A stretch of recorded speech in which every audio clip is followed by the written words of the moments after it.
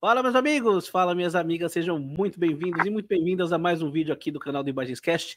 Quem fala aqui, como sempre, é o Manu. E antes da gente começar a falar sobre o tema do nosso vídeo, comemoração de aniversário de um álbum muito clássico do Angraverso, antes disso, peço para que você se inscreva no canal, ative as notificações, deixe o like, nos siga nas redes sociais, se quiser e puder, contribua com o meu trabalho via Pix e considere se tornar membro aqui do Imagenscast, pois assim você ganha vários benefícios, dentre eles participar de alguns dos vídeos do canal, como é o caso do nosso convidado do vídeo de hoje, que é um vídeo para falar sobre os 30 anos do Angels Cry, e para comemorar, para celebrar, nada melhor do que eu chamar um dos membros do nosso clube de membros, que é o glorioso Osiris. Osiris, um prazer receber você aqui. Como é que você tá, meu velho?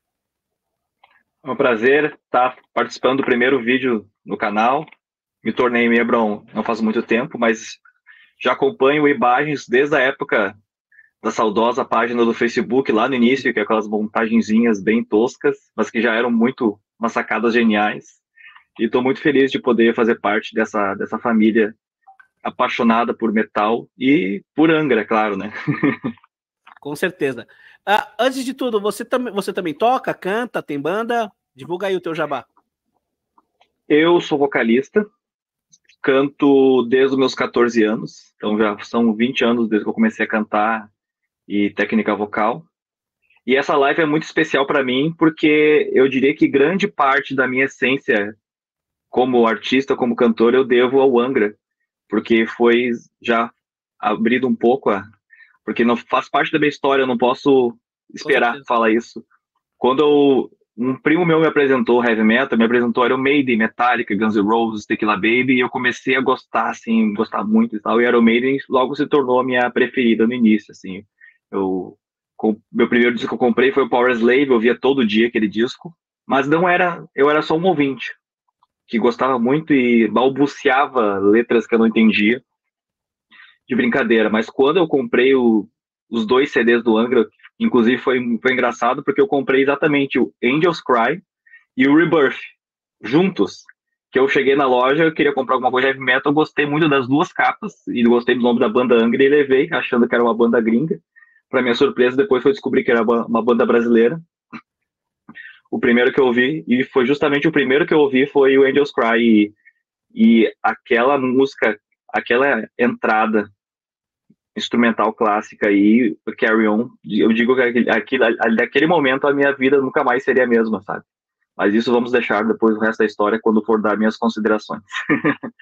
E atualmente eu tenho duas bandas tributo de Iron Maiden, chamada Prophecy, e outra de tributo Black Sabbath, Ozzy Dio, que dessa banda Sexta-feira 13.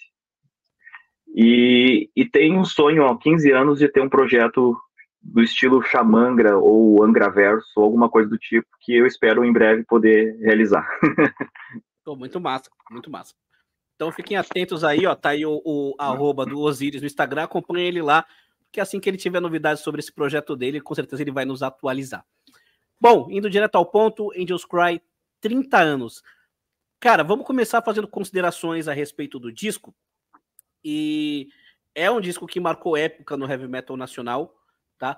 Não é só um disco importante para uma banda, acredito eu, na minha opinião, mas é um disco que marcou época no heavy metal nacional. A sua história é uma prova disso. Você comprou um disco achando que era de uma banda gringa por causa da capa, você não sabia das histórias dos caras que eram brasileiros, e isso te impactou da maneira como te impactou. O que você tem para falar a respeito do Angels Cry? Agora já pode soltar as considerações aí. Como é que esse disco te impactou? O que você sentiu a cada música que você ouvia do Angels Cry, e qual que é a sua relação com o disco? Primeira vez que eu vi foi eu sou uma pessoa que me considero espiritualista. Eu não tenho religião, mas eu tenho experiências que eu considero assim de elevação dos espíritos, sabe, do que o ser humano tem, assim. E com certeza a primeira audição do Angels Cry foi um momento para mim de quase um despertar espiritual, assim, uma coisa que parece que me abriu toda uma nova realidade, sabe?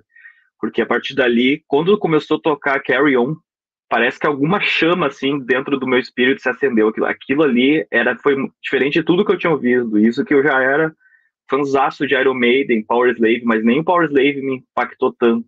A que mais chegou próxima de impactar da Carry On foi a Aces High, que é uma das minhas preferidas até hoje do Iron Maiden. Mas a Carry On, ela tinha uma coisa diferente, especial, né? Inclusive, depois, quando a gente for falar sobre o documentário, tem várias referências importantes sobre como surgiu a Carry On, né? E realmente ela foi uma coisa mágica, praticamente, a Carry On, né? Do jeito que ela surgiu, assim. E o CD inteiro do Angels Cry, assim, na primeira audição, eu não consegui, tipo assim, eu fiquei completamente, assim, alucinado, sabe? Quase como se fosse uma experiência de uma droga. Tu ouve e tu não consegue parar de ouvir até o fim. Só a última música, Last in Child, que na minha primeira audição não me desceu.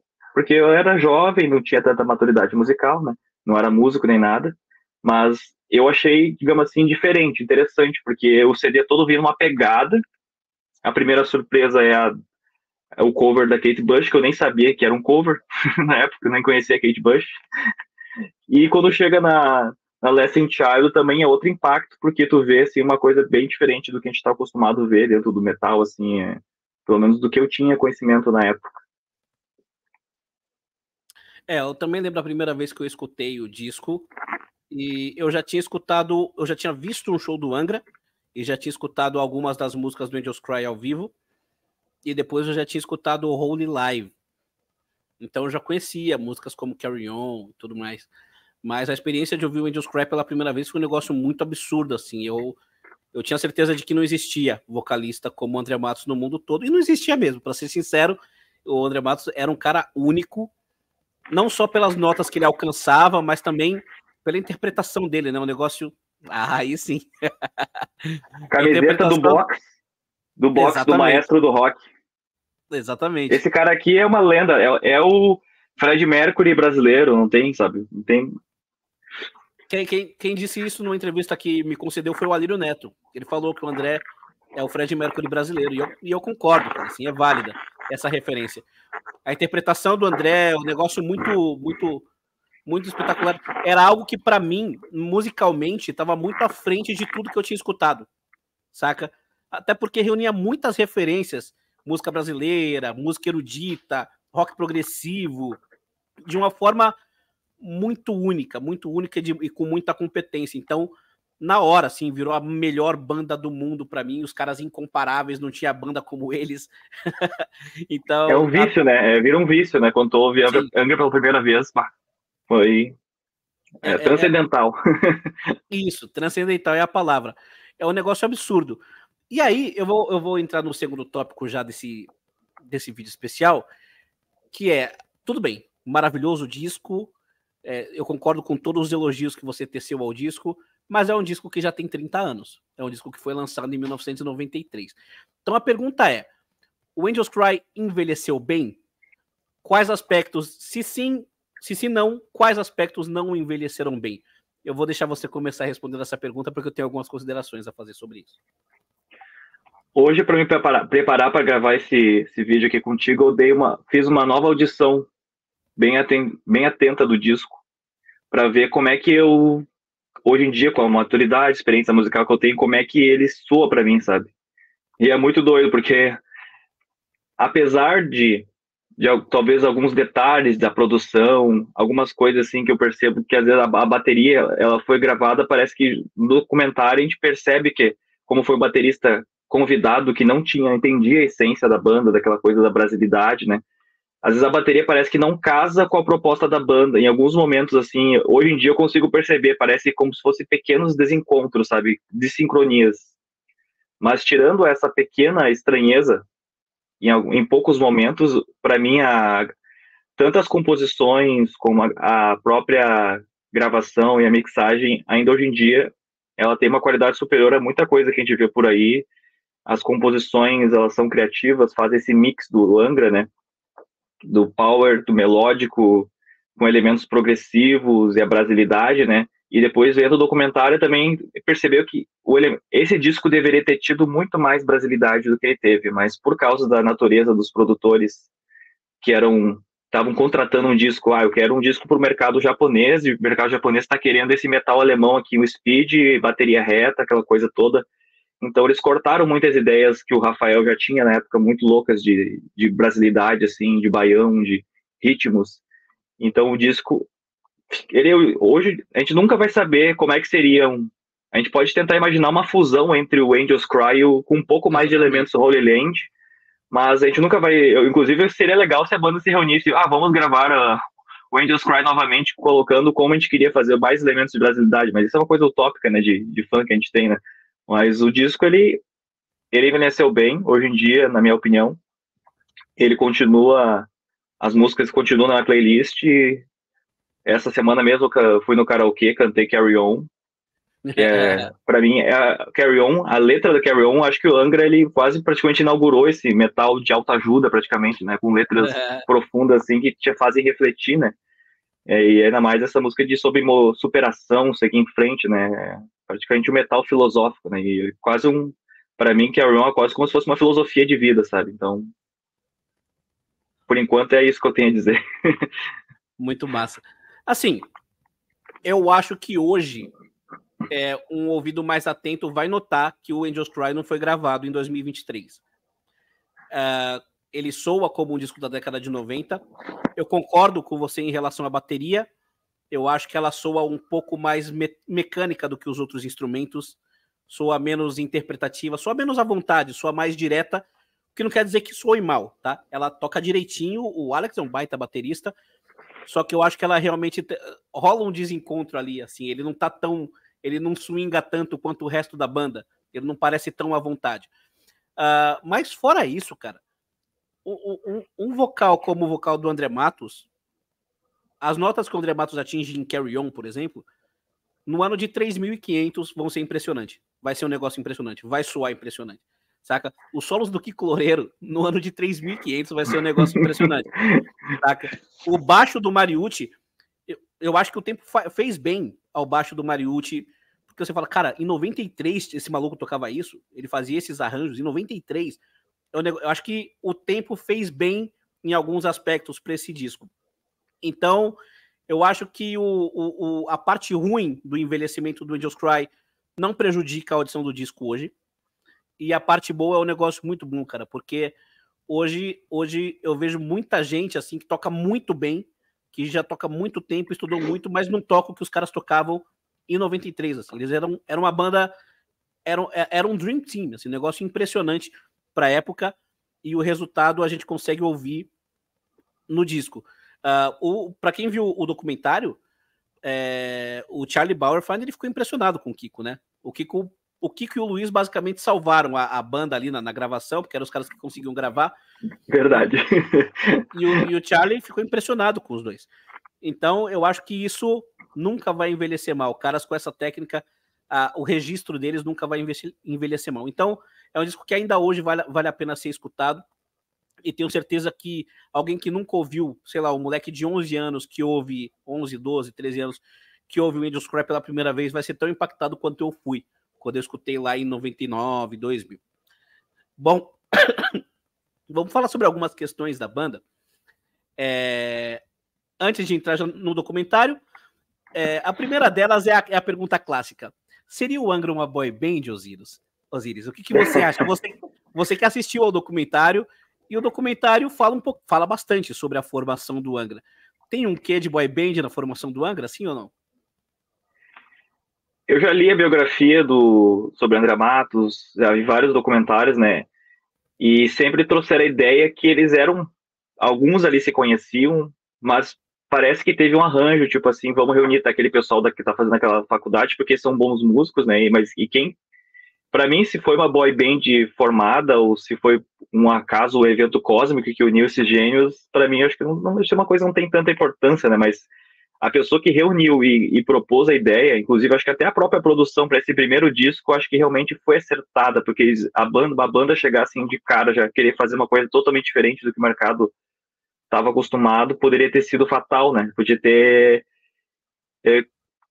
prejudicado o crescimento da banda, né? E falaram também que existe uma questão, quando fala sobre uma boy band por causa da questão estética, daí já fica acho que meio forçado esse argumento, né? Porque se fosse pegar por questão estética, o pessoal nem é tão bonito assim, né? E digamos assim, eles iam pegar pessoas que tivessem mais aquele perfil da época, que era o perfil estético da época, e não necessariamente iam ser bons músicos, ainda mais daquele estilo ali, né? Cara, eu acho que essa foi uma grande provocação que o Regis Tadeu fez, e de certa forma funcionou, porque muito fã ficou puto, mas eu não acho que exista nenhum problema em você montar uma banda, em empresários montarem uma banda seguindo tendências de mercado. E isso aconteceu no Angra, né? O Angra, você tendo um vocalista no mercado como o André Matos estava, na época, o Viper não queria ele de volta. E nessa época que ele saiu do Viper, para quem leu a biografia do André Matos, foi depois que ele saiu do Viper que o Theatre of Fate explodiu no Japão. Por conta da música Moonlight, que é uma música dele. E aí, obviamente, a JVC ficou doida para ter mais material do André Matos, porque quando o Viper chega lá e fala que vai fazer um disco como Evolution, aquilo não interessa mais para eles. Eles queriam mais do André Matos. Então, você fazer uma banda para dar continuidade ao que o André fazia no Theatre of Fate, do ponto de vista mercadológico, na minha opinião, faz todo sentido. Eu não vejo nenhum problema nisso. E aí você junta os melhores músicos que você pode juntar, e aí calhou de coincidir com o fato do Rafael Bittencourt estar montando uma banda na Faculdade de Santa Marcelina. Bom, temos uma banda. Então, eu não considero uma boy band, eu acho que o termo boy band ele é bem pejorativo e provocativo. Cai quem quer. Cai quem quer. Até porque numa boy band, os garotos da boy band não escrevem as músicas, geralmente usam playback, então é um negócio bem diferente. Mas foi sim uma banda formada seguindo tendências mercadológicas da época, na minha opinião, da parte da parte do André Matos, porque para mim o Angra é a junção, é o encontro de dois projetos. Um do Rafael Bittencourt, outro da Rock Brigade, JVC, Limp Schnorr, e esse lado do projeto tinha toda uma visão a respeito de onde queria chegar e do tipo de material que queria fazer, tanto que, como você falou, o Angels Cry era para ter muito mais brasilidade. Não teve porque tinha que seguir essas tendências, tinha que entregar um produto que atendesse às demandas de mercado que a JVC queria atender. Então, desse ponto de vista, eu não vejo grandes problemas, não. Marco Antunes. Cara, o que você acha da figura do Marco Antunes, da importância do Marco Antunes para esse disco, para o Angels Cry? E eu estou fazendo uma pergunta para alguém que assistiu o documentário do Angels Cry. E o que você achou da saída dele da banda? Agora que você assistiu as versões tanto do Marco como do Charlie Bauerfeind, quanto dos integrantes da banda no documentário do Angels Cry. No documentário, a gente percebe que todo o processo de gravação do Angels Cry, eles tinham toda uma idealização, uma expectativa que foram completamente quebradas, assim. Deve ter sido realmente um processo muito tenso, muito desgastante emocional, e essa situação do Marco Antunes, acho que foi uma das piores, sabe, porque eles iam com aquele sonho juvenil, né, de, eu e meus amigos vamos gravar um disco, vamos ficar famosos, vamos estourar na cena do metal, e daí já chegaram com esse banho de água fria, o baterista de vocês, ele não tem condições de gravar, ele não consegue seguir o metrônomo, ele tá com problema físico, não consegue acompanhar o ritmo da velocidade que o metal, que ele chama de metal teutônico, né, o speed, né, que é os BPMs bem altos, né, e isso deve ter sido muito complicado que a banda tem que lidar com essa frustração, e inclusive o Marco Antunes fala que o produtor aqui do Brasil teve que inventar uma história, que ele quebrou o braço, chegou todo enfaixado, todo um teatro, para não ter que dar explicação, para não ficar muito humilhante, sabe, imagina, foi uma situação muito, muito desconfortável, acho que essa é a palavra. Cara, eu acho que o Marco ele foi muito injustiçado nesse processo todo ali. Tanto que, basicamente, o Angels Cry foi escrito na casa dele. Na casa do Marco, saca? Os ensaios eram na casa do Marco. E no documentário, eles falam que eles seguiam um horário assim, comercial, de trabalho. Era das 9 da manhã até 6 da tarde, tudo na casa do Marco. O disco nasce na casa dele, ele contribui com as músicas. Ele devia ter crédito de composição no mínimo na Evil Warning, porque é ele quem faz o refrão da Evil Warning. E chega lá, não só no final das contas ele não tem nenhum crédito de composição, como acontece o que aconteceu. Assim, eu acho que foi uma injustiça principalmente com ele, porque o Charlie ele não teve problema só com o Marco, ele teve problemas inclusive com o André, com o próprio Rafael, Com todos, praticamente. Como dito anteriormente, quem salvou a banda foram o Kiko e o Luiz. O Kiko e o Luiz que salvaram a banda. E eu confesso para você, Osiris, que até depois do documentário, a saída do Marco é um negócio meio nebuloso para mim. Não fica claro, né? Parece que cada ponto de vista de alguém que fala é meio diferente, assim, tu não sabe, tu fica meio que vendido sem saber em quem acreditar, sabe? Parece que a galera parece que a galera, eu não quero falar que a galera tá escondendo, mas parece que rola um receio de falar quem tirou o cara da banda mesmo. Porque não fica claro que foi o Charlie que tirou, que demitiu ele da banda. Ele não queria gravar com o Marco. Só que o Marco, ele volta, e aí eu já ouvi falar que ele é chateado porque iam dar uma outra chance para ele, depois não deram. Eu gostaria de saber em detalhes de quem foi a palavra final. Ok, o Marco não está mais na banda. Até por isso eu acho que até hoje esse cara é injustiçado e ele merece que justiça seja feita ao nome dele, porque ele é muito importante e ele é muito pouco acreditado nesse disco, cara. Eu acho que ele merece mais os créditos a respeito do Angels Cry. Falando em créditos, direitos autorais. As músicas, parte do Angels Cry não foi escrito pelo Angra. A introdução, Unfinished Allegro, é do Schubert. A música Lasting Child, ela é uma adaptação da obra do Felix Mendelssohn. A introdução é do Mendelssohn, a parte do meio é do Mendelssohn. A parte cantada é do André, mas é uma adaptação da harmonia, dos arranjos da música do Mendelssohn. Só a parte final, que é do Bittencourt. E se você for ver o crédito, tá só pro André Matos para essa música. Na Angels Cry tem uma parte do Paganini. Na Evil Warning tem uma parte do Vivaldi. Nada disso é acreditado. Não foi nada especificado, né? Porque hoje em dia, se fosse feito, tem que ser, tal música usou tais trechos de tais obras, né? Exatamente. Mas o pessoal é muito guri, né? Muito guri. Eu já passo para você.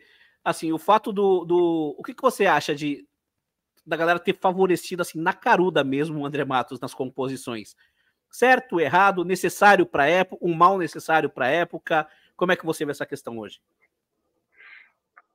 Teve uma questão ali que o produtor dá a entender, né, que o André Matos foi o cara que foi responsável pela estourar, digamos assim, era a cara da banda por causa do Moonlight, né, do sucesso que teve com o Viper, né, só que calhou dele sair bem na hora antes de saber do sucesso, depois até fala que ele tentou voltar pro Viper, mas daí já era tarde, e daí ele estava estudando música, né, fazendo faculdade de música de piano, e daí ele tava com essa ideia de ele sentir do documentário e também na biografia fala que ele tava com uma ideia assim de você é músico erudito e tal, mas depois ele sentiu falta, acho que a coceirinha do metal, sabe, aquela coisa, aquela sensação de adrenalina, aquele poder do palco, ele deve ter sentido falta, daí que ele começou a querer voltar, né, pra cena e formar essa banda que veio se tornar o Angra, né.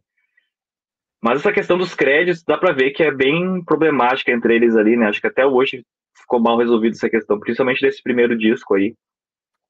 Porque parece que foi um mal necessário, mas o pessoal meio que aceitou, mas depois se arrependeu de ter aceitado, entendeu? Porque daí não... E fora o pessoal que não tá mais no Angra, que no documentário fala que tinha bastante composição, né? Que é o Zaza, que depois veio a tocar na André Matos solo, né? O próprio Marco Antunes, né? Falou que 90% da Evil Warning, e acho que outra música agora que eu me esqueci qual é, que ele também fez muita composição, muito arranjo, né? Então isso realmente ficou uma coisa bem... Realmente eles eram amadores mesmo, porque eles trataram todo o processo de forma amadora, até essa questão dos créditos, acho que eles foram bem maturos, assim. Você citou o André Zaza. O André Zaza era para ter crédito na Carry On.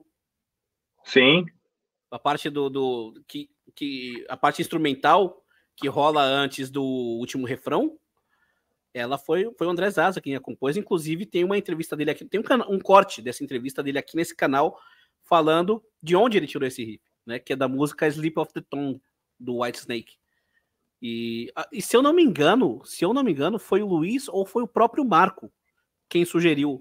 Faz um negócio meio Slip of the Tongue na levada da Slip of the Tongue.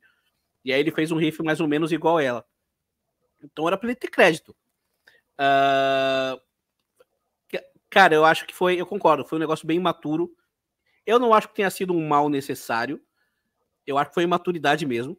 saca? Porque aquilo já gerou uma desavença entre o André e o Rafael, que em última instância acabou causando a ruptura da banda, né? Os caras pararam de se falar já ali, porque a própria capa, ela é acreditada pro André Matos, né? A da capa eu concordo que realmente falei, foi ali o André Matos realmente ele se adonou e não deu crédito.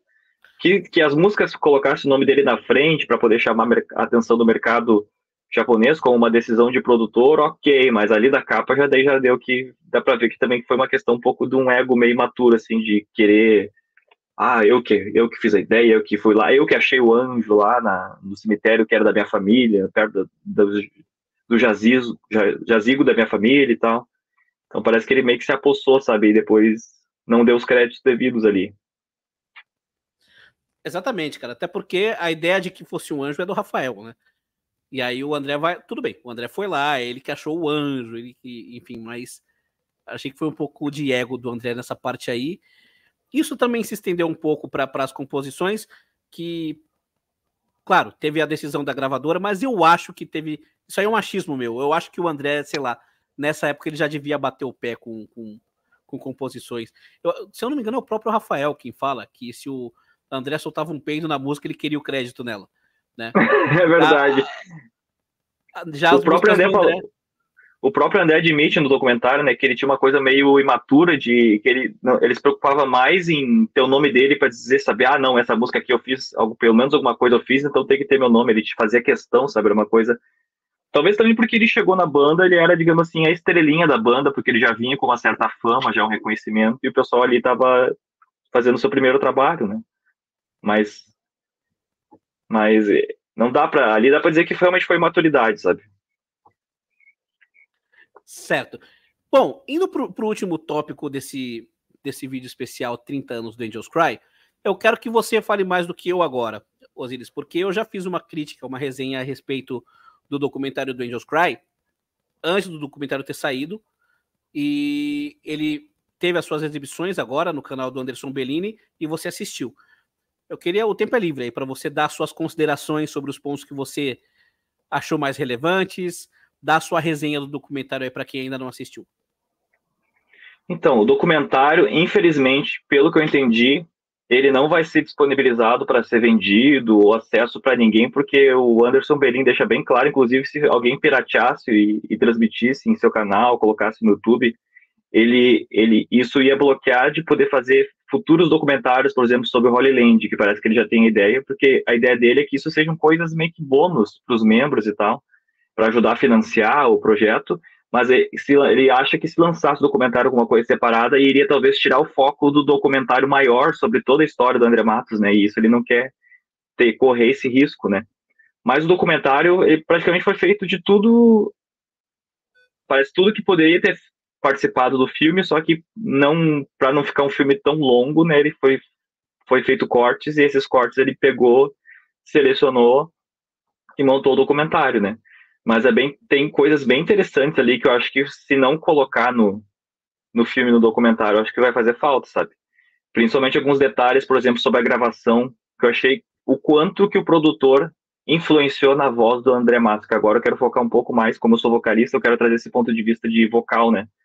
Que o André Matos, pelas demos que mostra ali, o jeito dele cantar era aquela voz mais angelical, cristalina, assim, mais o que o pessoal chamava, o que o próprio Tobias Sammet dizia que a voz preferida de mulher dele era do André Matos, tipo, ele tirava sarro do André Matos. E ele realmente, o André Matos chegou com essa proposta ali, mas daí o produtor falou, tá, tua voz é linda, legal, impressionante, mas a gente tá fazendo heavy metal, então tem que colocar mais punch, tem que ter mais pressão.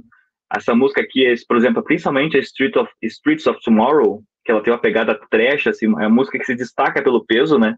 O André Matos não ia poder cantar do jeito que ele, por exemplo, cantar como se fosse uma Wuthering Heights em cima da Streets of Tomorrow. Ia ficar muito estranho, sabe? Ia ficar muito... Não ia combinar, sabe? Só que ele não tinha tanto essa técnica de drive, porque não era uma característica dele, mas se for para lá... Inclusive agora, dando meu depoimento como vocalista, o André Matos realmente foi um cara assim, ó, que existem pessoas que vão pelo esforço, no caso que eu me coloco, tipo, estou fazendo técnica vocal, estudo há 20 anos, e só agora, depois de quase 20 anos de estudo, eu tô conseguindo atingir notas e fazer coisas que o André Matos já fazia lá no Theater of Fate do Viper, sabe? Que ele já tinha drive, ele já chegava no dó de soprano, que era o dó 6 do piano, que é uma nota absurda, sabe? Que muitas sopranos hoje em dia não conseguem fazer, e o André Matos já fazia isso na época, né? Na Moonlight, né? Que é uma coisa impressionante. Não é à toa que o Japão se abriu para ele, né? E ele, quando ele chegou para gravar Angels Cry, dá para perceber o quanto a faculdade de música realmente influenciou ele, né, para esse lado erudito. E ele já chegou com uma técnica assim muito superior assim ao Viper assim. A única coisa que o produtor teve que pedir, põe mais agressividade, usa o drive aqui e ali, né? E isso foi realmente muito incrível. Só mostra o quanto o André Matos é genial, sabe? Eu sou uma pessoa que meu coração é dividido, sabe? É quase como se tivesse uma briga dentro do meu coração entre o Edu Falaschi e o André Matos para ver quem que naquele momento tá sendo mais amado, sabe? Mas hoje em dia, pensando assim, mais racionalmente, sabe? O André Matos realmente ele criou um estilo, sabe? Ele tinha umas coisas com a voz que eles faziam umas quebradas na voz, assim, que aquilo ali, todo mundo que tenta fazer não consegue fazer igual, sabe? Por mais que tenha técnica, sabe? Aquelas quebradinhas de umas puxadinhas de voz que ele dá, assim, que é uma flexibilidade vocal absurda que ele tem, sabe? Aquilo é muito difícil fazer para ficar orgânico, sem ficar forçado. E ele fazia de uma forma muito natural, sabe? Então, hoje em dia, respeitando que ele criou esse estilo e ele foi o primeiro vocalista do Angra, eu tenho que admitir que a superioridade, tanto racionalmente como no meu coração, hoje em dia é para o André Matos. Apesar de eu ser, digamos assim, a diferença é quase tipo assim, de 51% para André Matos para 49% do Falaschi, sabe? Muito bom. Cara, eu acho que é isso, basicamente é isso. Você tem mais alguma consideração a fazer a respeito do Angels Cry como um todo? Tem uma. Que eu acho que Angels Cry é a melhor coisa que foi feita, que é, para mim, a minha preferida depois da Carry On, é a Never Understand, porque eu considero a Never Understand como se fosse o embrião, né, a semente, um protótipo de tudo que o Angra tinha de potencial, né, porque ali o Rafael Bittencourt trouxe seus estudos de brasilidade e o Luiz Mariucci também teve uma importância muito grande nessa questão do baixo no estilo do baião, sabe? E eles dois juntos, que eles dá para dizer que foram eles os responsáveis por criar esse estilo de metal com brasilidade, sabe? Com esses ritmos nativos que o Angra mantém até hoje, né? E isso ali é uma coisa que realmente foi incrível. Para mim, aquela música é perfeita. Ela tem brasilidade, ela tem power, ela tem elementos progressivos. O André Matos canta momentos melódicos com uma voz assim angelical, tem momentos mais do refrão, daí fica uma coisa mais visceral, assim. Então, o que a gente pode dizer? Essa Never Understand é praticamente uma síntese do que tudo que o Angra é. Não sei se o que tu tem a dizer sobre isso, tu concorda comigo? Tudo que o Angra é, eu concordo. Porque, inclusive no futuro, até hoje, na era Leone, muita gente fala que o Angra deixou de ser power. Eu discordo que deixou de ser power para ser prog, mas o Angra nunca deixou de ser uma síntese entre esses elementos, né? Metal progressivo, música brasileira, ou aquele power metal dos anos 80, música clássica, e a música que sintetiza isso no primeiro disco. Algumas vão para algumas Carry On vai para a direção do speed metal, né? O Lasting Child, ela vai para a direção da música clássica. Streets of Tomorrow vai para a direção do metal tradicional. Quase trash, né? A música que sintetiza todos os elementos, sintetiza o que é o Angra mesmo, até hoje, é a Never Understand. É a Never Understand. O Holy Land, ele é uma expansão da Never Understand. Meio que é uma DLC. Na verdade, podia ser o contrário, né? Podia ser, se a Never Understand fosse lançada depois do Holy Land, ela seria uma DLC do Holy Land, mas acontece que é o contrário, foi o Holy Land que veio depois. E por mais surpreendente que o Holy Land ele seja, não foi uma surpresa total para quem ouviu pela primeira vez, tendo ouvido já o Angels Cry, porque já tinha escutado a Never Understand. Então eu acho que é a música mais surpreendente desse disco, sim. E é uma música que tá aí, ó, merece os créditos. O Rafael Bittencourt, que fez a guitarra brasileirada, o Luiz Mariucci, e é mais uma música que é acreditada ao André Matos. Bom, pessoal, acho que é isso. esse foi o nosso vídeo especial de 30 anos do Angels Cry. Não podia passar batido essa data. Tudo bem que foi no dia 3 de novembro, mas também saiu o Cycles of Pain. Teve muita coisa, muito material pra gente gravar, muito conteúdo pra gente gravar. Então tá saindo hoje, atrasado, mas tá em trem. Se vocês gostaram, deixem o like no vídeo. Não se esqueçam de se inscrever no canal, ativar as notificações. Nos sigam nas redes sociais. Quem quiser e puder contribuir com o meu trampo via Pix, considere se tornar membro do canal. E não percam sexta-feira a entrevista que eu gravei com o Ron Bumblefoot Tall. Não percam, 5 da tarde. Ficou muito massa, vocês vão curtir. Até a próxima e falou!